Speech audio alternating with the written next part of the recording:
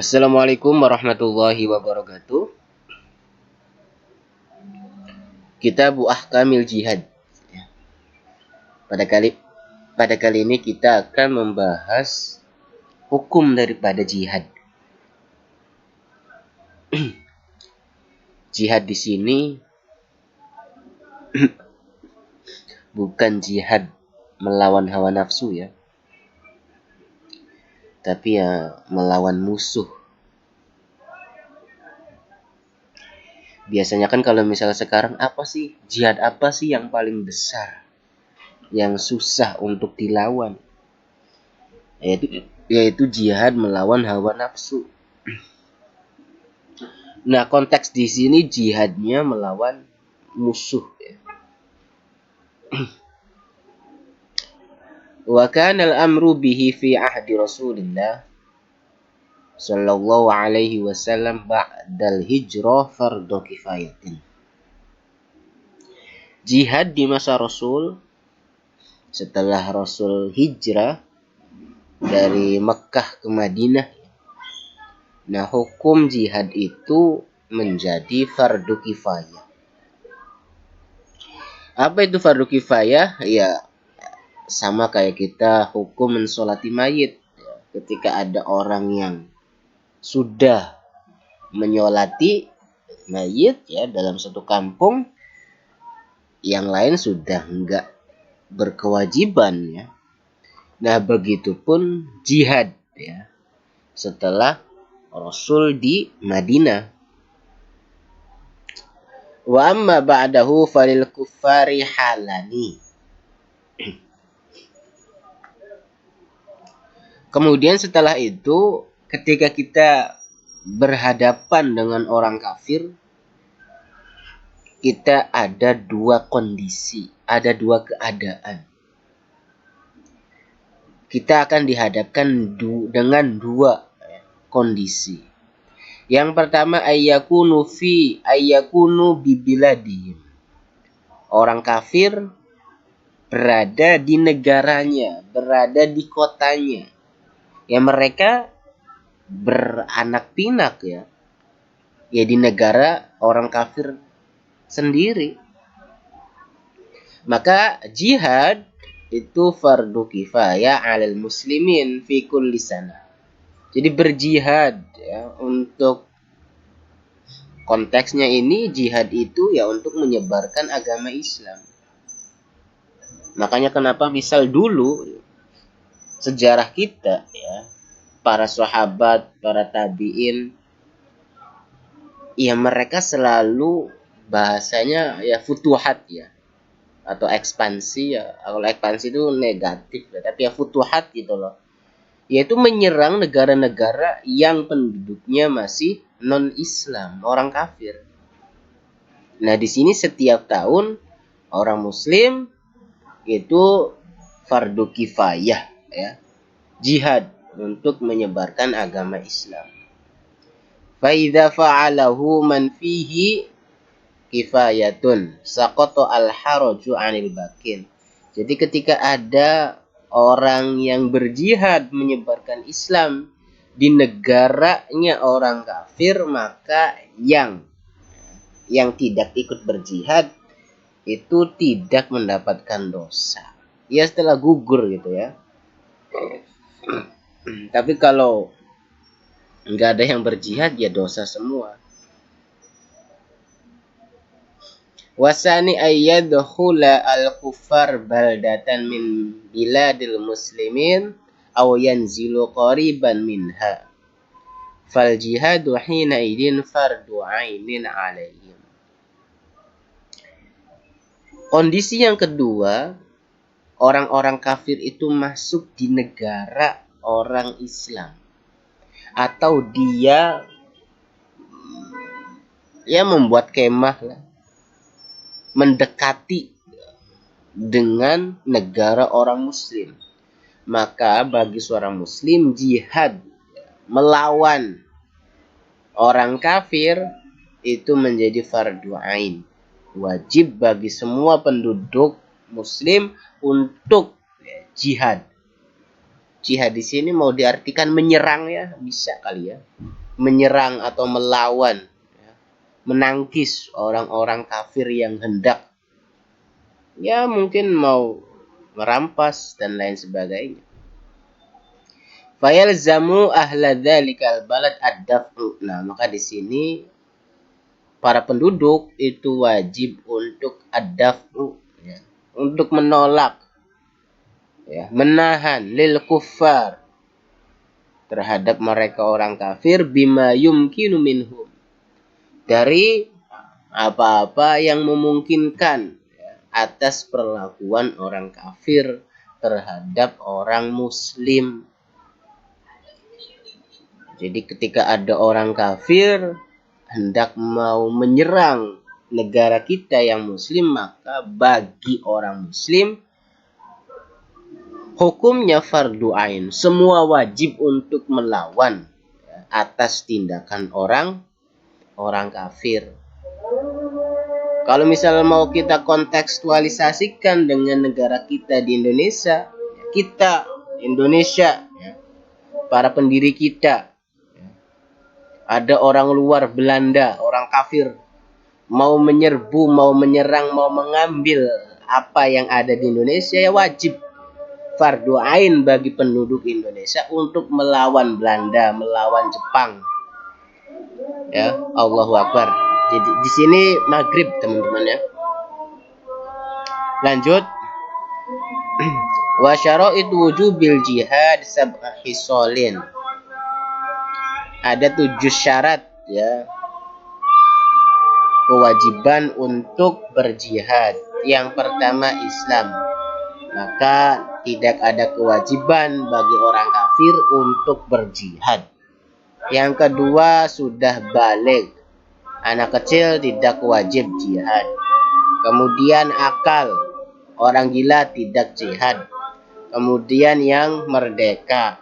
Maka orang budak meskipun dia diperintahkan sama tuannya, itu dia tidak berkewajiban untuk berjihad. Ini muba'ad, mudabbar, mukatab, ini model-model daripada budak. Yang kelima, laki-laki. Maka bagi perempuan atau bencong, ya, tidak wajib jihad. Yang keenam, dia sehat, ya. Orang sakit, ya, tidak wajib, ya. Yang ketujuh, dia mampu, ya, untuk berperang. Maka bagi orang yang tidak memiliki tangan atau dia tidak memiliki ongkos, ya, tidak memiliki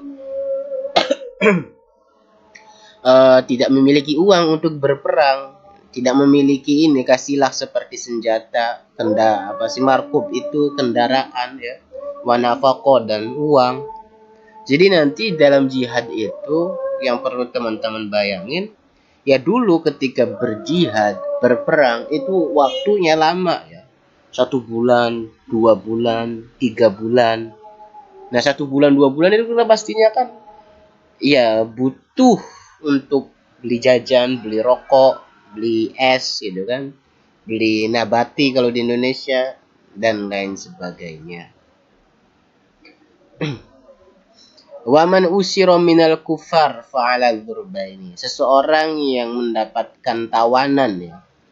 Jadi ketika misal seorang muslim berperang melawan orang kafir, kemudian orang muslim menang dan mendapatkan tawanan, ya, dari orang kafir. Nah, kita nanti boleh atau dihadapkan dengan 2 model.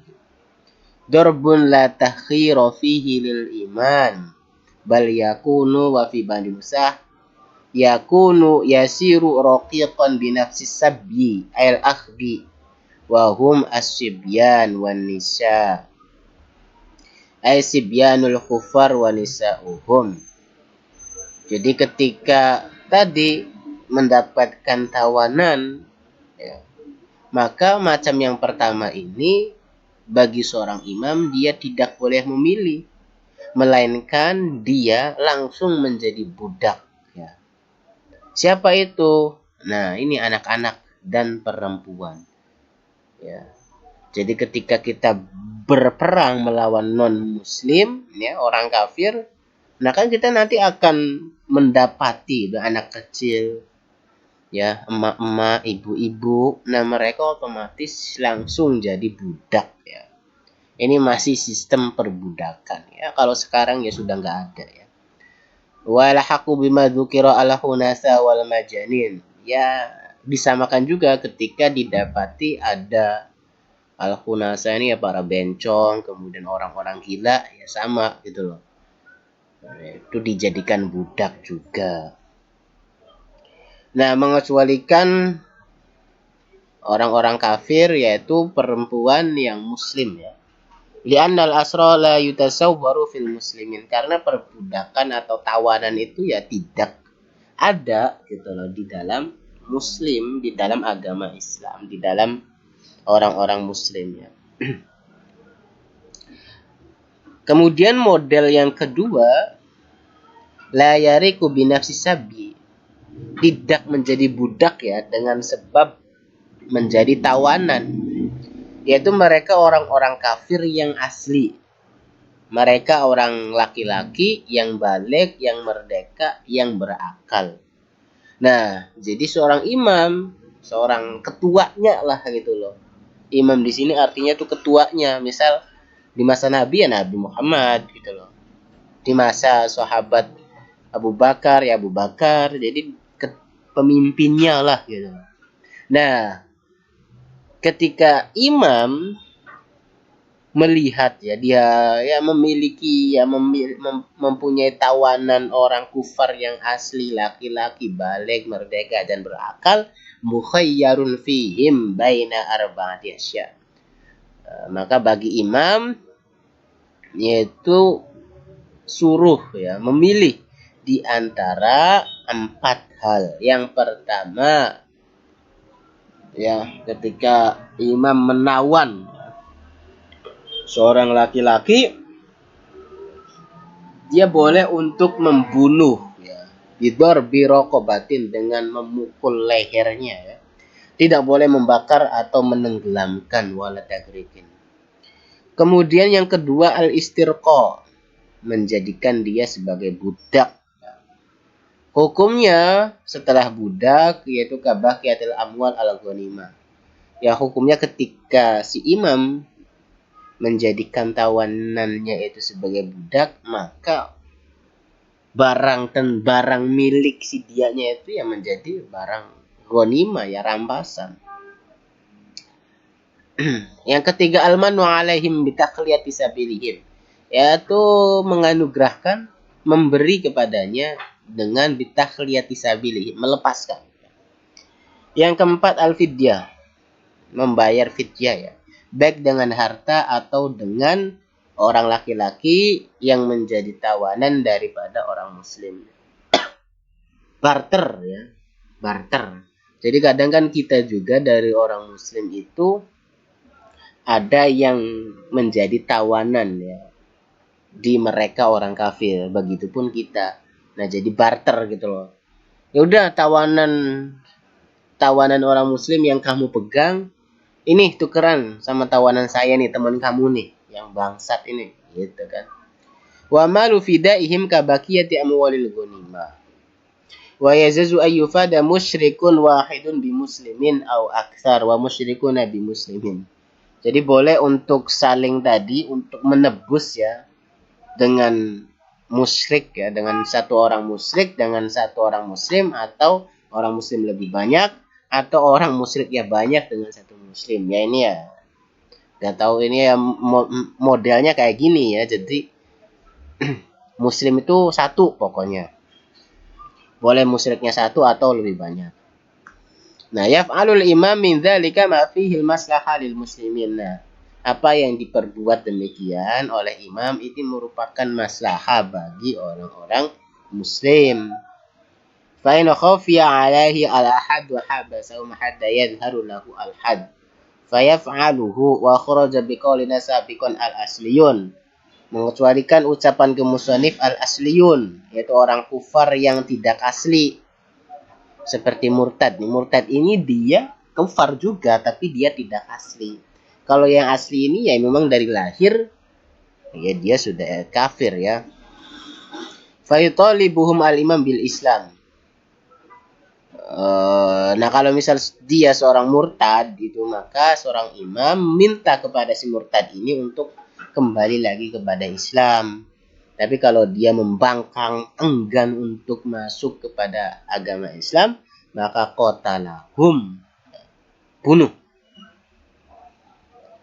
Waman aslama minal kufar qoblal asri, seseorang masuk Islam, orang kafir masuk Islam sebelum menjadi tawanan, maka dia terjaga hartanya, darahnya, dan anak kecilnya ya daripada tawanan, terbebas ya. Wa hukima bi islamihim taba'an lahu, dan anak kecil itu dihukumi Islam ya. Fi khilafil balighin min auladihi, berbeda ketika dia anaknya itu sudah baligh. Fala ya'simuhum islamu abihim, maka anak kecil yang mengikuti ayahnya, anak udah besar berarti al-baligh ya, anak yang mengikuti ayahnya, maka dia tidak bisa mengikuti ayahnya ya. Wa islamul jaddi ya'simu aidan awalad as-saghir. Jadi Islamnya seorang kakek itu mencakup ya anak kecil ya. Wa islamul kafir la ya'simu zawjatahu an sirqafiha walau kanat hamilan.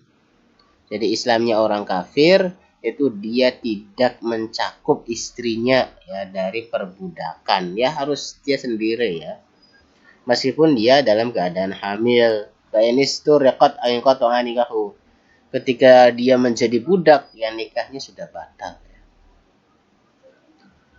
Oh masih banyak, itu dulu, nanti dilanjut ya karena sudah lumayan lama.